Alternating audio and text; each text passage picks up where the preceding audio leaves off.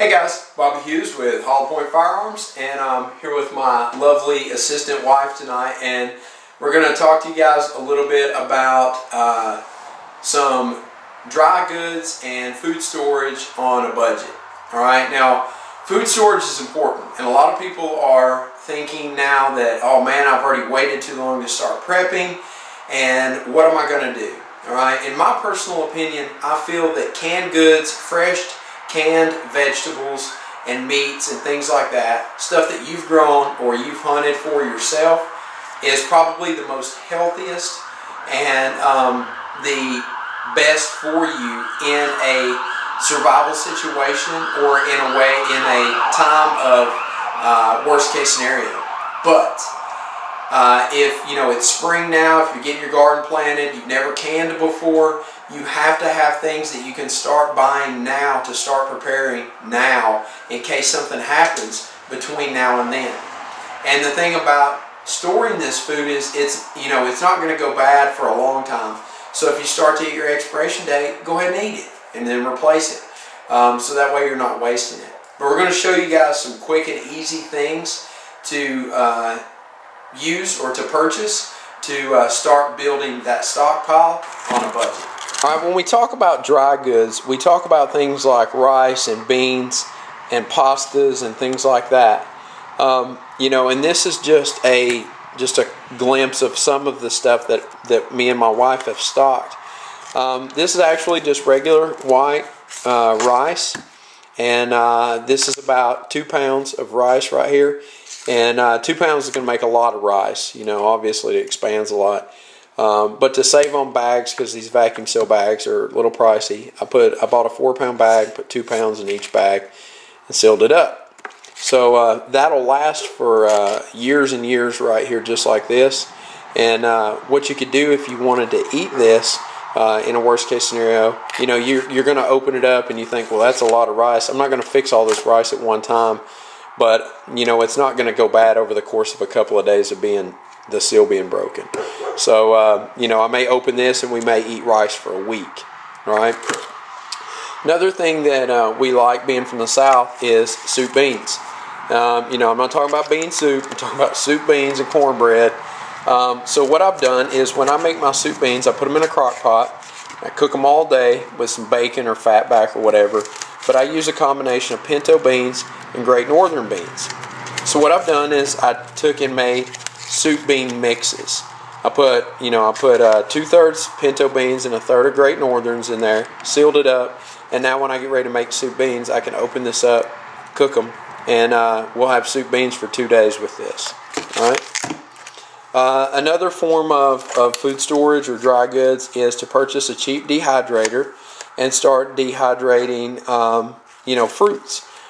Fruits are a great source of your sugars and your sweets and things that you need. And so this right here are some gala apples, or gala apples, however you want to pronounce it.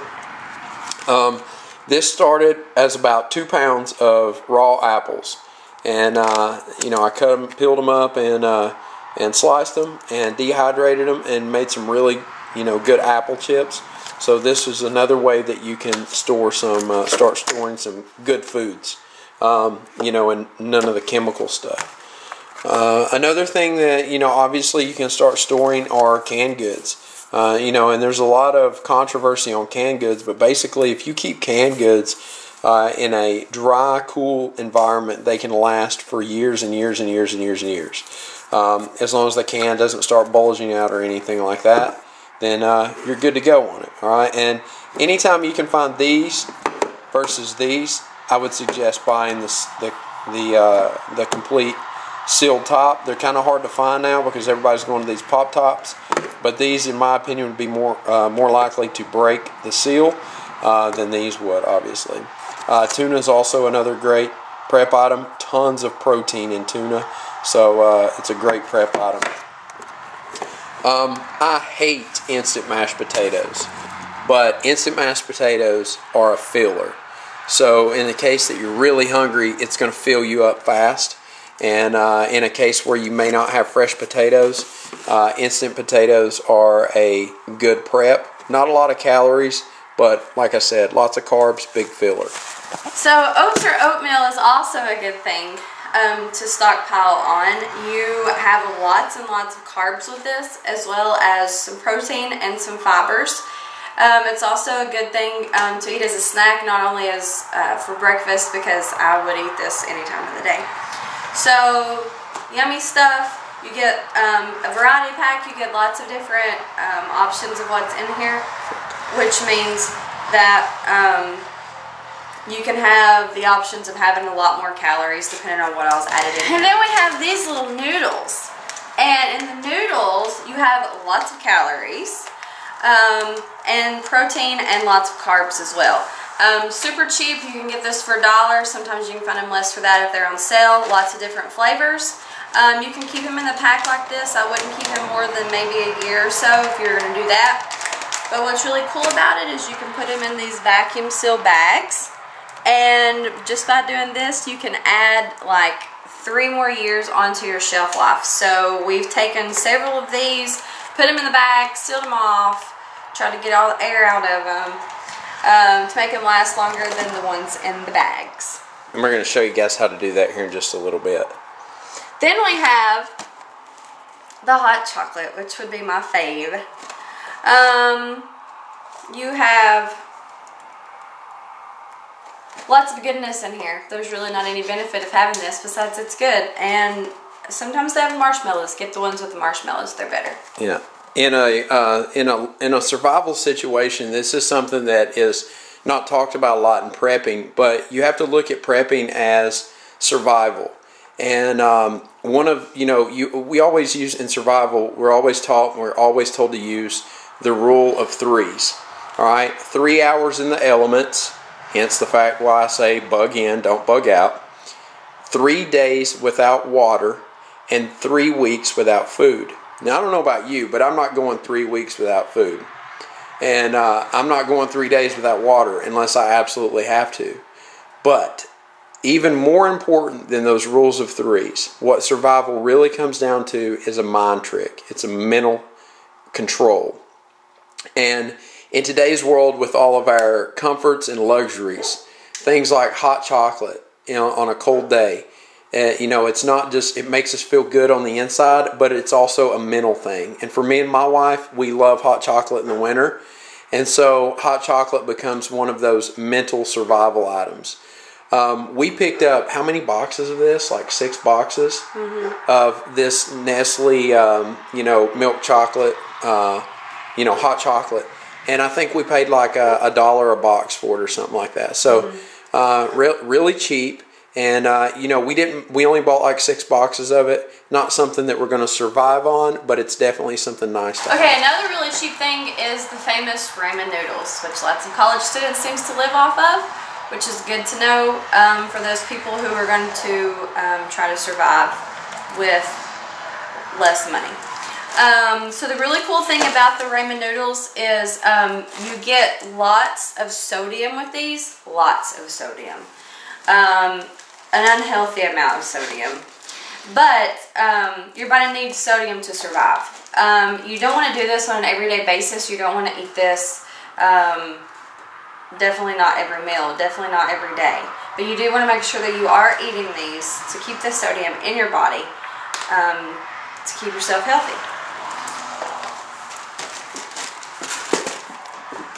So right there, guys, we showed you some cheap and like I said, cheap, inexpensive ways to go ahead and start stockpiling some dry goods. The shelf life on all of this stuff is 3 years at the very minimum. All right, so this stuff is definitely going to last. Like I said, this is stuff that you can eat. Even if we don't have a worst case scenario, even if we don't have an economic collapse, you can still use this stuff. So, you can rotate your stock and use it. So what we're going to do now is we're going to go ahead and show you guys a really cool way. If you guys don't have a vacuum sealer, I really highly suggest investing in a good vacuum sealer. These things rock. You can quadruple the shelf life of your foods by using a vacuum sealer on a lot of things. So, like I said, we're going to go ahead and we picked these up actually today. The store had them on sale for 10 for $10. They've got some pretty good nutrition in it. You know, good calories. One of these would feed me and my wife for a meal. So, you know, $1 for me and my wife to eat one meal is a great thing. So we're going to go ahead and show you guys a cool little way to seal these up and make them last longer. Alright guys, so now I'm going to show you real quick down and dirty way to make this into this. Alright, we already talked about you can increase you quadruple the shelf life of this by throwing it in a vacuum seal bag. Now, it is going to cost you a little bit more to be able to vacuum seal your food. A good vacuum sealer is going to run you $100+. Alright, me and Stevie were fortunate. I work with a guy who is he's kind of like one of those storage wars guys, so he finds all kinds of deals on stuff, and he hooked me up on this when I got a really good deal on it. But the bags are still fairly expensive. I think it's like $8 for 16 of these bags. So what we're going to do is, these are 1 quart bags, they're pretty good size. What we're going to do is cut them in half and use them in half, alright? So we can get 2 of these into 1 bag. So anyway, let's get started on that.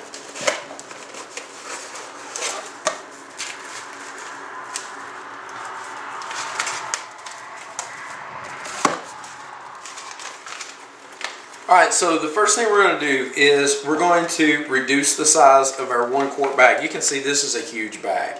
I fit 2 pounds of rice in one of these bags. So what we're going to do is reduce the size of our bag. Now it comes pre-sealed on 3 sides. So when we cut it off, we're going to have to reseal the bottom before we put our ingredients in the bag, obviously. So what I'm doing is I'm just folding the bag in half, and I'm going to cut it right down the middle with a pair of scissors. Right, so now this one is still sealed on 3 sides, and this one is now open. So we're going to go ahead and seal the bottom up to complete the 3rd seal. Now with using this one, I'm using a Rival seal mill. All you're going to do is, instead of sticking the bag into the vacuum chamber, what we're going to do is just set it on the outside of the vacuum chamber. Alright, and I'm going to run a seal right down the edge there. So we just push the bag up against it.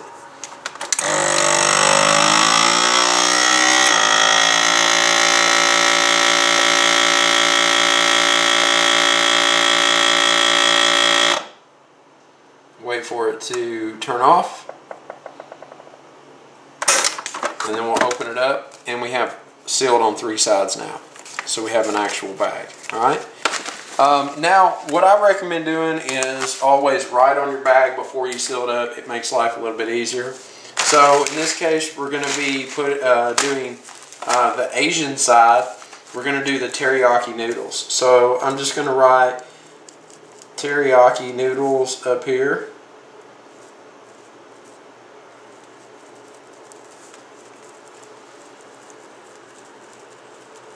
Alright, I'm going to let that dry a little bit.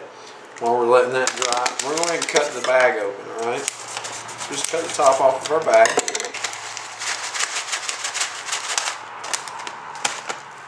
And then we're going to pour our contents of the teriyaki noodles into our vacuum seal bag. I'm going to try to get all the seasoning out of there, because that's what makes these good, like ramen noodles. Then you're going to have to shake it down a little bit, because when we cut the size of these bags down, it really is going to be a tight fit. So you just have to be sure and shake it down. All right, another thing I suggest to do is cut off the cooking instructions. All right, because each of these have a little bit different recipe on how to prepare it. So cut that out, stick it down in the bag with it, and then I'll seal the whole thing together in there. Alright, so we're just going to pull it tight, lay it over into our vacuum sealer.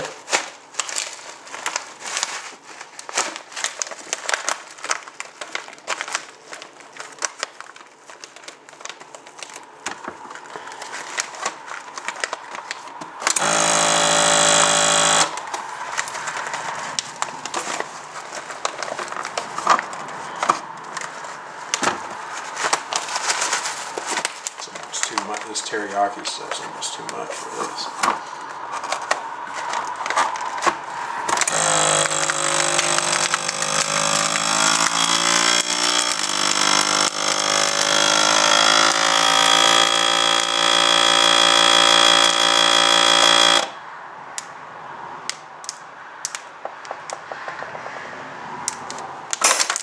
Alright, now you're going to hear some snap, crackle, and pops, and that's just the noodles cracking under the pressure of the vacuum seal. What I like to do at this point is I go ahead and throw another seal on there, and we do that just by moving it back a little bit, just like we did with the making the third seal on that. And I'll go ahead and start it again.